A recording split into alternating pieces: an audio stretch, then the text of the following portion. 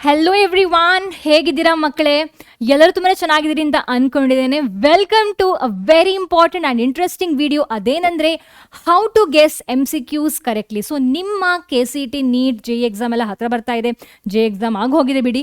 KCT exam ಹಾಗೆ board ಎಕ್ಸಾಮಲ್ಲೆಲ್ಲ MCQs ಎಲ್ಲ ಇದೆ. ಸೊ ಕೆಲವೊಮ್ಮೆ ಏನಾಗುತ್ತೆ ಅಂದರೆ you wouldn't be having any idea about certain question. So ಆ ಟೈಮಲ್ಲಿ ನೀವು ಗೆಸ್ ಮಾಡೋದು ತುಂಬ ಅವಶ್ಯ ಆಗಿರುತ್ತೆ. ಸೊ ಅದಕ್ಕೋಸ್ಕರ ಇವತ್ತು ನಾನೊಂದು ಇಂಪಾರ್ಟೆಂಟ್ ವಿಡಿಯೋ ಜೊತೆ ಬಂದಿದ್ದೇನೆ regarding guessing of MCQs. So ಯಾವುದೇ ಟೈಮ್ ವೇಸ್ಟ್ ಮಾಡದೆ ಲೆಟ್ಸ್ ಗೆಟ್ ಸ್ಟಾರ್ಟೆಡ್. ಆದರೆ there is going to be some activities. So ಈ ಕ್ವೆಶನನ್ನು ನೋಡಿ and try solving and tell me, ಈ ಕ್ವೆಶನಲ್ಲಿ ಯಾವ option is definitely not right answer?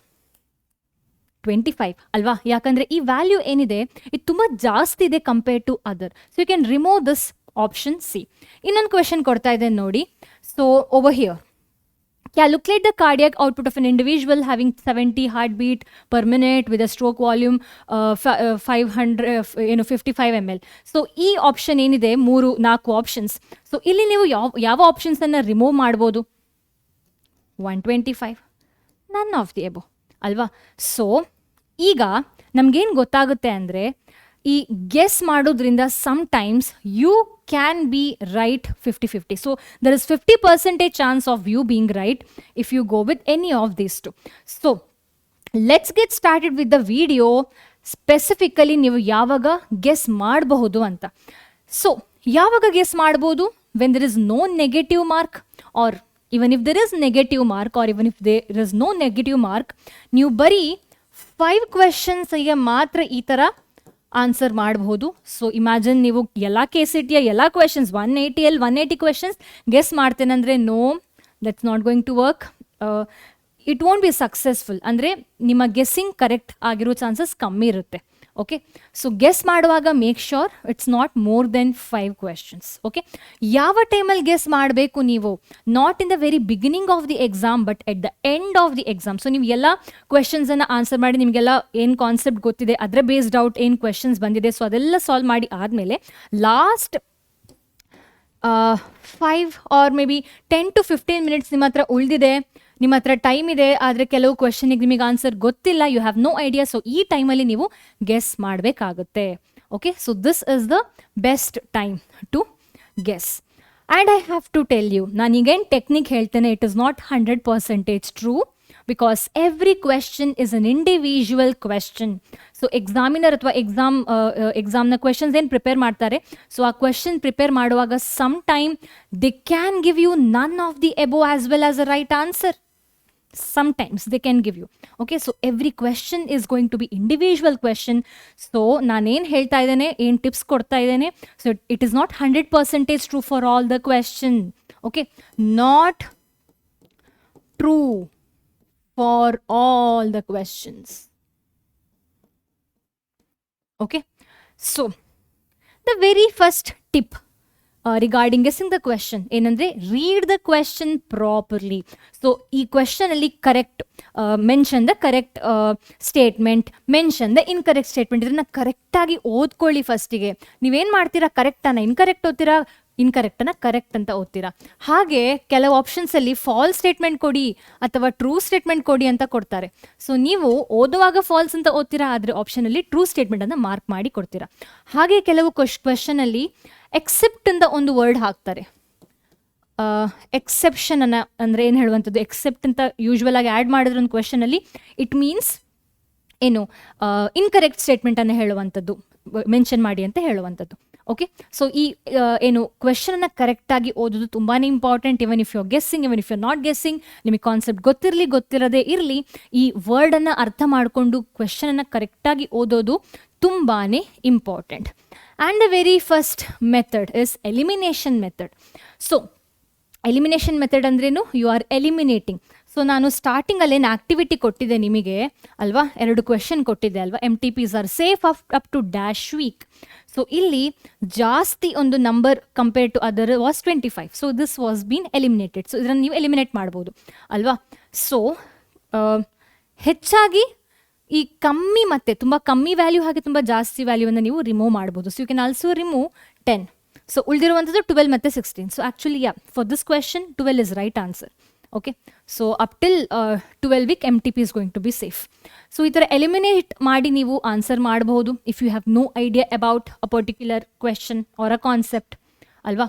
ಹಾಗೇನೆ ಇಲ್ಲೂ ಸಹ ನನ್ ಆಫ್ ದಿ ಎಬೋ ಮತ್ತು ತುಂಬ ಕಮ್ಮಿ ವ್ಯಾಲ್ಯೂ ಏನಿದೆ ಅದನ್ನು ನೀವು ರಿಮೂವ್ ಮಾಡಿದ್ರೆ then there is just 50% chance ಇರುವಂಥದ್ದು ನೀವು ಕರೆಕ್ಟಾಗಿ ಆನ್ಸರ್ ಮಾಡುವಂಥದ್ದು. ಸೊ ಈ ಕ್ವೆಶನಿಗೆ ಇಲ್ಲಿ 3850 ಇದು actually very easy question, just multiplication ಮಾಡಿದ್ರೆ ಮುಗೀತು.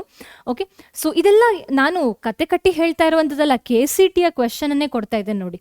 KCT 2021 body fluids and circulation ಚಾಪ್ಟರಿಂದ ಬಂದಿರುವಂತಹ ಕ್ವೆಶನ್.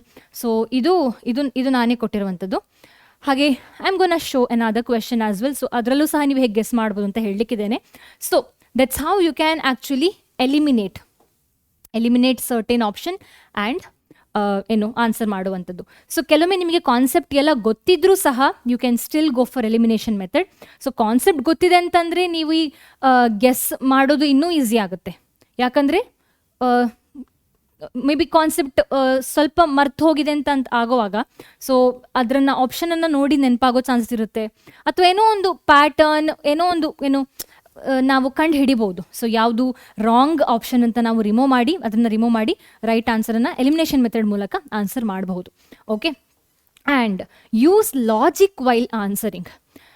ಎಕ್ಸಾಂಪಲ್ ಒಂದು ಕ್ವೆಶನನ್ನು ಕೊಡ್ತಾ ಇದ್ದೇನೆ. KCT 2021 ಕೇಳಿರುವಂತಹ question body fluids and circulation ECG graph ಏನಿದೆ ಅದರ ರಿಲೇಟೆಡ್ ಆಗಿ ಕ್ವೆಶನ್ ನೋಡಿ. ಸೊ ಇಲ್ಲಿ imagine you have no idea about ECG anything, ಏನು ಗೊತ್ತಿಲ್ಲ ಅಂತ ತಿಳ್ಕೊಳ್ಳಿ. ಓಕೆ, ಸೊ ಈ ಆಪ್ಷನ್ಸನ್ನು ನೋಡುವಾಗ ನಿಮ್ಗೇನು ಗೊತ್ತಾಗುತ್ತೆ ಅಂದರೆ ಈ ಎರಡು ಆಪ್ಷನ್ ಏನಿದೆ they are very similar. P is a contraction of only left atria, P is a contraction of both atria. So ಇಲ್ಲೇನು ಕ್ವಶನ್ ಕೊಟ್ಟಿದ್ದಾರೆ ಅಂದರೆ in a standard ECG one of the following function of its component is not correctly interpreted. Okay, ಯಾವುದೋ ಒಂದು statement it's not correct ಅಂತ. So ಎರಡು option very similar ಅಂತ ಕೊಟ್ಟಾಗ ಇದು ಎರಡರಲ್ಲಿ ಒಂದು ಕರೆಕ್ಟ್ ಒಂದು ಇನ್ಕರೆಕ್ಟ್ ಅಲ್ವಾ. So you can eliminate these two. ಸ್ವಲ್ಪ ಲಾಜಿಕನ್ನು ಯೂಸ್ ಮಾಡಿ. ನೀವೆಲ್ಲ ಜಿಫಲ್ಲಿ ವಿಡಿಯೋದಲ್ಲೆಲ್ಲ ನೋಡಿರ್ಬೋದು, ಹಾರ್ಟ್ ಬೀಟ್ ಆಗುವಾಗ ಈ ಏಟ್ರಿಯಾ ಎರಡೂ ಜೊತೆಗೆ ಕಾಂಟ್ರಾಕ್ಟ್ ರಿಲ್ಯಾಕ್ಸ್ ಹ್ಯಾಪನಿಂಗ್ ಸೈಮಲ್ಟೇನಿಯಸ್ಲಿ ಆಗುವಂಥದ್ದು ಏಟ್ರಿಯಾ. ಸೊ ವೆಂಟ್ರಿಕಲ್ಸ್ ಏನಿದೆ ಲೆಫ್ಟ್ ಮತ್ತು ರೈಟ್ ವೆಂಟ್ರಿಕಲ್ ಅದು ಸೈಮಲ್ಟೇನಿಯಸ್ಲಿ ಕಾಂಟ್ರಾಕ್ಟ್ ಮತ್ತು ರಿಲ್ಯಾಕ್ಸ್ ಆಗುವಂಥದ್ದು ಅಲ್ವಾ.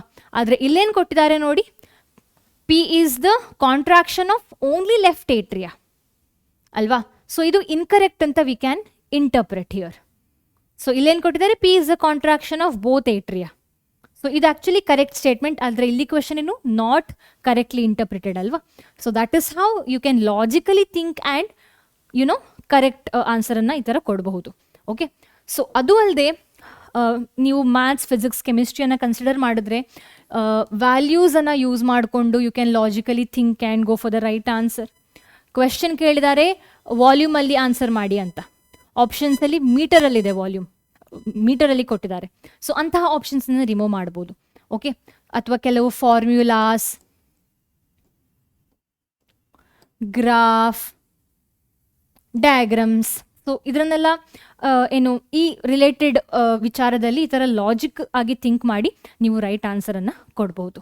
Okay, so that is how you can guess the right answer in MCQs, board exam, KCT exam, ಯಾವುದೇ ಎಕ್ಸಾಮ್ ಇರಲಿ.